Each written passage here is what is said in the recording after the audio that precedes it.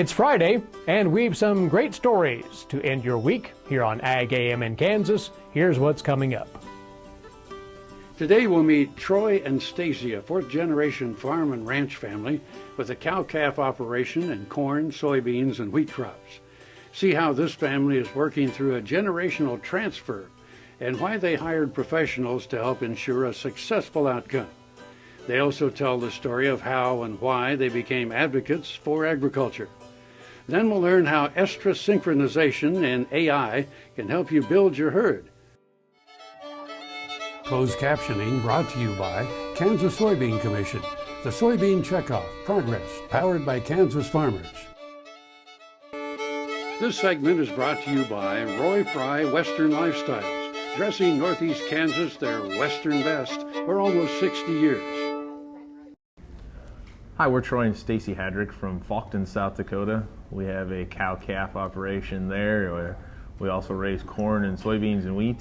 And we're really excited. We're actually the fourth generation in my family to be on that place. We started there in 1910, and being there 113 years, I think, is something we're really proud of, and we're really excited about the future of our family ranch there. Yeah, we have 3 children that are on the place with us, and like Troy said, with having that next generation is really what it means for us to continue to work as hard as we do with the farm.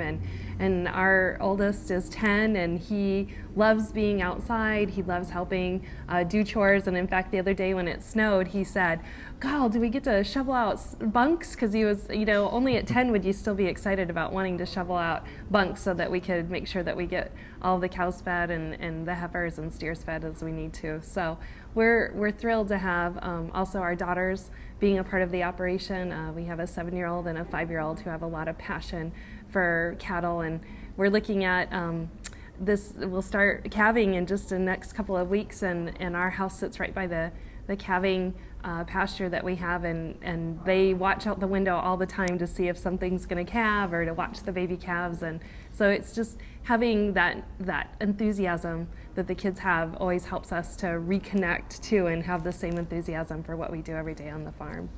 So I think we're probably a pretty typical type of family farming and ranching operation there in South Dakota.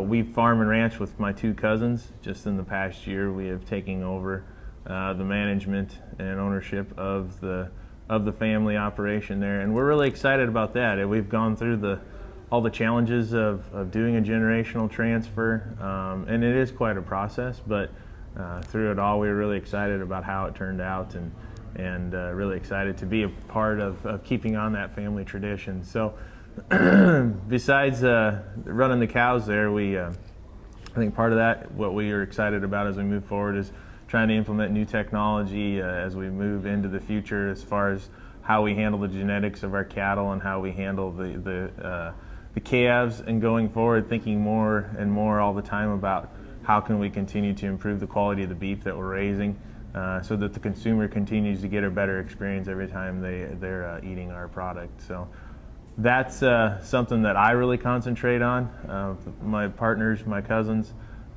they help more on the farming side of things. And what's exciting, I think they're again getting back to genetics, seeing what we're able to do with the soil and the environment that we live in when it comes to farming is pretty amazing. Just in my lifetime, the improvements we've seen on what we can grow, getting more output with less inputs all the time is quite the feat, and it's something we're really proud of as well. And so as we continue to move into the future, I think that's what we're going to continue to really concentrate on, is how to continuously improve, take better care of the land, take better care of our water, and have something even better there when our kids hopefully can come to us one day and say that they want to be part of it. Definitely. Ag AM in Kansas is brought to you in part by Purple Wave Auction. Straight, simple, sold. Nobody gives you more ways to play and more reasons to stay than Prairie Band Casino and Resort. 3 great restaurants, Players Club benefits, plus an award-winning golf course. Go for it. You'll find something new and exciting every day, just north of Topeka off Highway 75. Prairie Band Casino and Resort. Go for it! Valley Vet Supply is devoted to providing information and professional quality products at reasonable prices. Valley Vet Supply. American innovation is being driven in places you might not expect by people like Brent Hayek, an Oklahoma family farmer, who recently set a world land speed record in a Ford Super Duty pickup truck powered by renewable B20 biodiesel.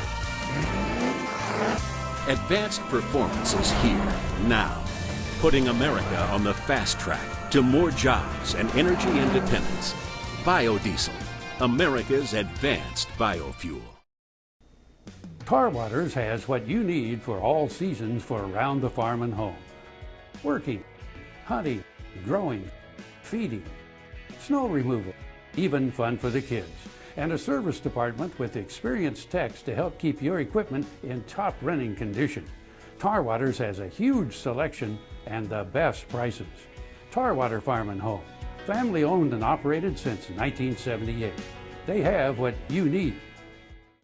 Soil is the life of a farm, and for 25 years, SureCrop Liquid Crop Nutrition has helped growers produce abundant quality crops while preserving and improving the soils they steward. SureCrop offers complete soil and plant analysis with cropping recommendations, delivery direct to your on-farm storage, and quality crop nutrition custom blended for your field. Choose SureCrop for the assurance of excellence for your soil. Call today or visit their website for more information. This segment is brought to you by Santa Fe Trail Meats in Overbrook. Stop by or visit us at sftmeats.com.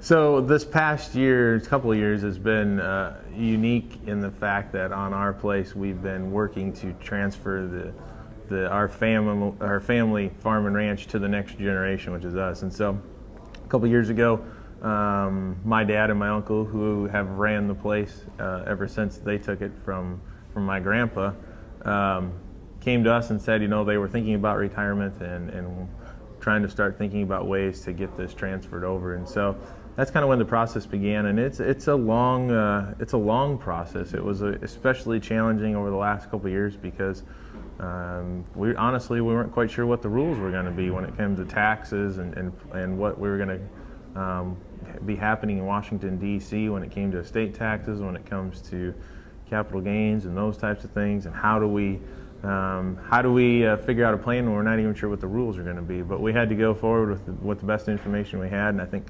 one of the best things we did was fairly early on in the process we reached out and found good people to help us.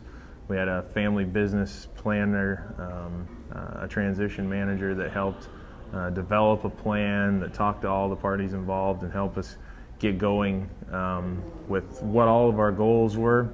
And when we were able to sit down through there, him working with an accountant as well to make sure that financially we were doing it in the proper way, to make sure that all of us were, that we would still have a farm and a ranch there when we got done. And so those were all really good things that we probably did. Hopefully some were on purpose, but sometimes you get lucky and you find the right people without knowing it to begin with. But it was quite a lesson to go through, quite an experience, because it is not easy, but it's quite necessary to do.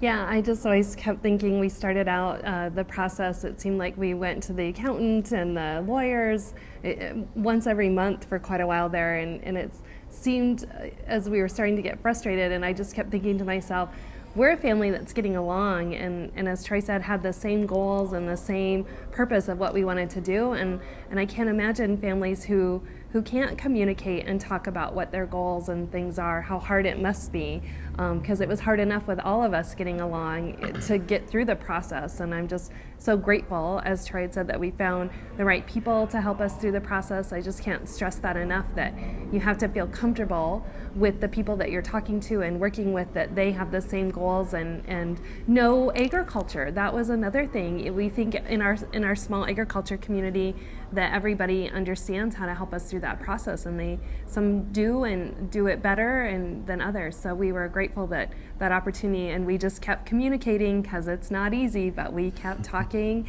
all the time about how do we how do we get through this, and when times got hard, because they did, how we continued to talk to each other and work through it. And we've still got some to do. It's not completely done with the process. Yeah, I think as we get to going into the future, we're going to have to try not to get lazy and think to ourselves, well, we got it done and now we can quit worrying about it. We're going to have to continue to have family meetings, which we're really trying to do every month, getting together with all of us in a room with the wives, the kids, everybody actually, making it kind of a family event and talking about what are we going to be doing over the next month, what do we want to look like in a year or 5 years from now, and trying to lay out some of those plans. And I think if we can do that and continue to keep that up and just get into that habit, why I think it's going to serve us really well as we continue on for the next 113 years, hopefully. Ag AM in Kansas is brought to you in part by the Kansas Soybean Commission. The Soybean Checkoff, progress powered by Kansas farmers.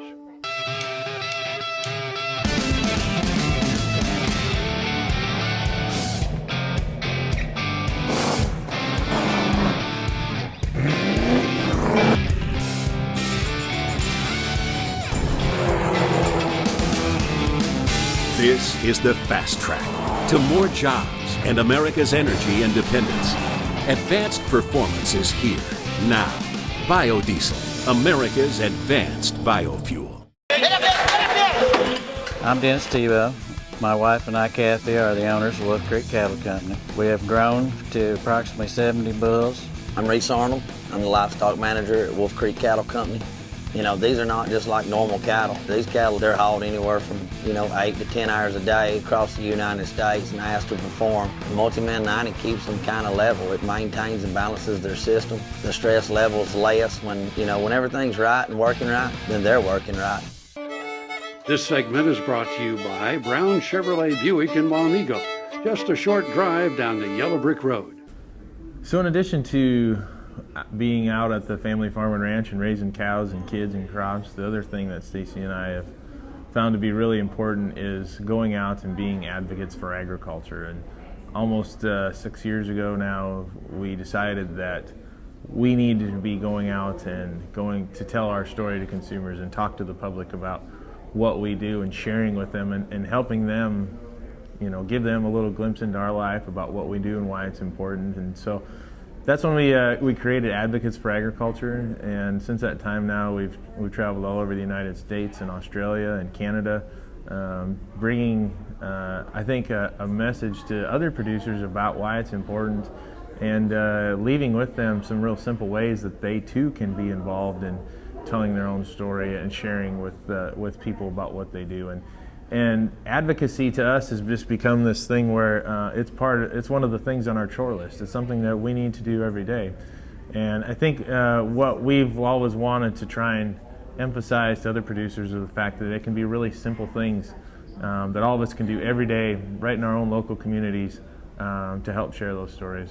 Yeah, I agree. You don't have to get on an airplane and fly to the big city in order to have that connection with people, and it's what you feel comfortable with, because we truly believe that if we're not out advocating that the next generation, that our kids are not going to have the same opportunities to be a part of agriculture as we do, and we want that. We see the need every day to connect with people, and believe it or not, even in your small rural communities, we have a town of 750 people. Not everybody understands what we're doing on our farm and ranch every day, and there's opportunities when I drop my kids off at school or when I'm at the grocery store to talk to people about agriculture and dispel some of those myths and things that aren't true. So that was one of the messages we really emphasized with American Agri-Women when we spoke at their conference in Denver at their national meeting was, what are some of those easy things you can do? And as we move forward, I think what we're finding is that not only do we need to go out and share a great message with people, but what really resonates with other people, and a great way to convey that message is through having fun with it too. And we've seen some great examples over the years of people that go out and tell their story in a fun way, and people really enjoy that. And so I think we've got to move past some of the things we've done where we tend to like to just roll out a whole list of facts and figures and say, here's why we do it, and honestly, nobody cares. But if we can tie that in with, we do it this way because not only does it help our family stay in farming and ranching, but it helps your family continue to have a safe, affordable food supply. And when we start tying all those things together, people, I think, start to realize how connected we are. And we've seen a lot of good success stories of making those connections with consumers when we do it in that type of fashion. Oh yeah, I mean, we laugh at just here when we've been in Tampa for the National Cattlemen's Convention, we've interacted with a handful of people that when they see the black hat want to talk to the cowboy, and pretty soon we start having a conversation about what we do in agriculture and really connecting with people about we raise cows, and that's the beef that your family eats. And so many people stop and just genuinely want to spend more time with us because they've never met a cattle rancher. They didn't know how that process, and we find a lot of fun in doing that, and we encourage people, don't be afraid to start up those conversations. We've got to be proud of what we're doing, and you know, women have so much more of a connection, especially women farmers. And so we have to take that job pretty seriously when we connect with people, because we're trustworthy. We're feeding our kids and helping them understand the importance of feeding their families and their children too. We've been using the Multi-Min on our donor cows, and after we started using it on them, we've seen a definite increase in grade number 1 embryos. I like the results that I get using Multi-Min with the AI conception rate. Their minerals not up to snuff, you're going to have problems, and I definitely think Multi-Min is good for, you know, general healthiness of the cattle. We think Multi-Min more than pays for itself. Roy Fry Western Lifestyles brings the cowboy or cowgirl out in all of us. With a huge selection of must-have items, it doesn't matter if you're shopping for your horse, picking up some Western accessories to add that rustic charm to your home, or simply treating yourself. The knowledge and expertise to dress you your Western best is right here at Roy Fry Western Lifestyles, Highway 24 and Kansas Avenue in Topeka. Dr. Dan here.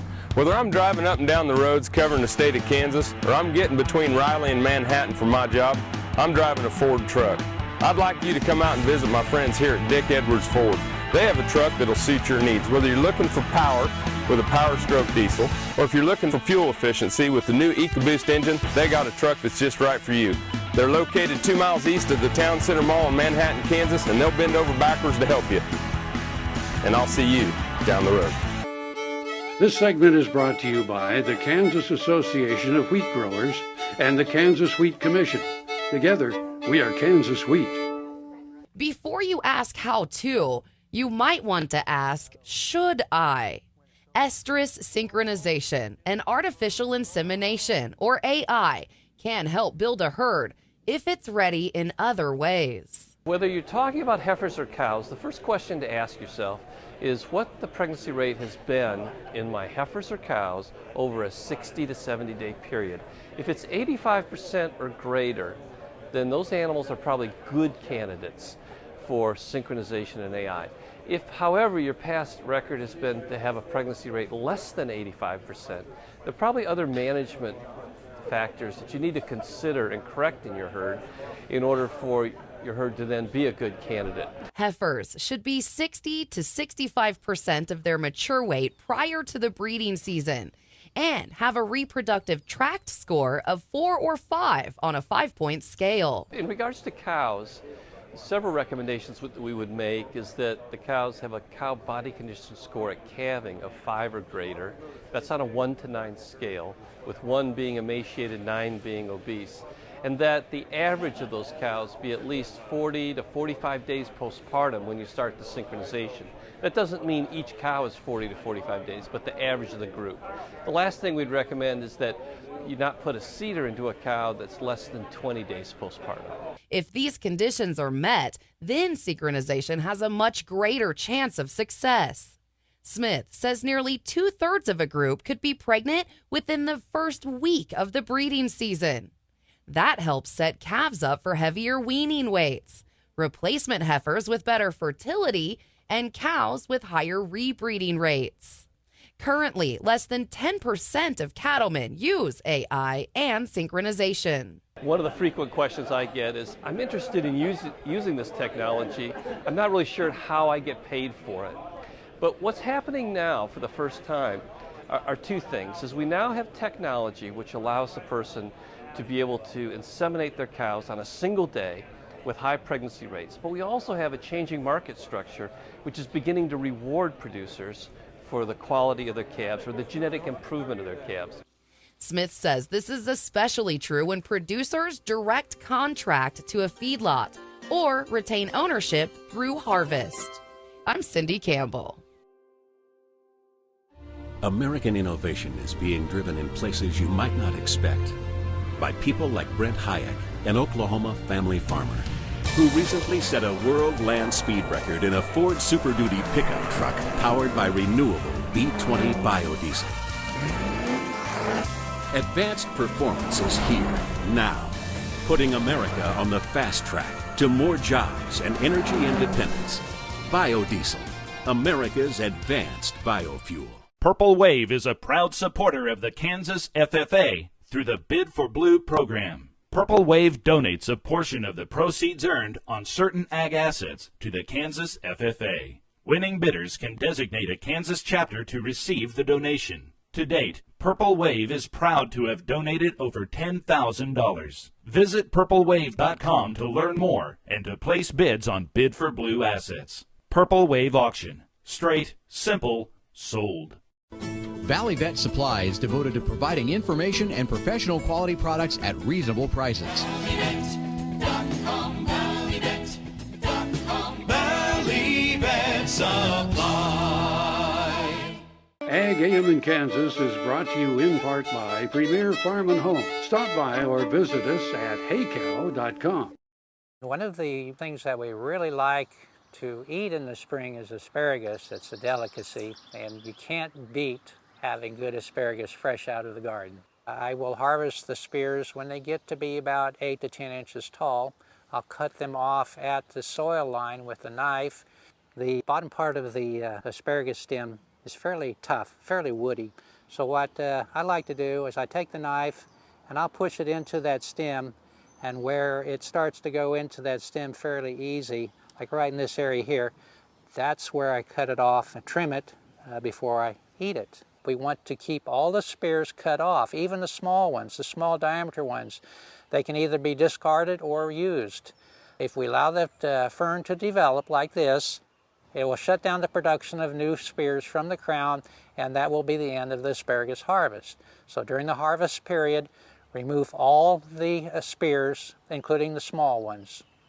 At the end of the harvest season, we want to let the ferns grow. It's very important that the fern grows on the asparagus, because this is what builds the crown of the plant for next year's harvest. In addition, I have recently added some fertilizer. The extra boost in nitrogen will invigorate the plants and help them accumulate more carbohydrates and hopefully a better harvest next year. The fern should be left on until there's a good, solid, hard freeze and the fern is killed.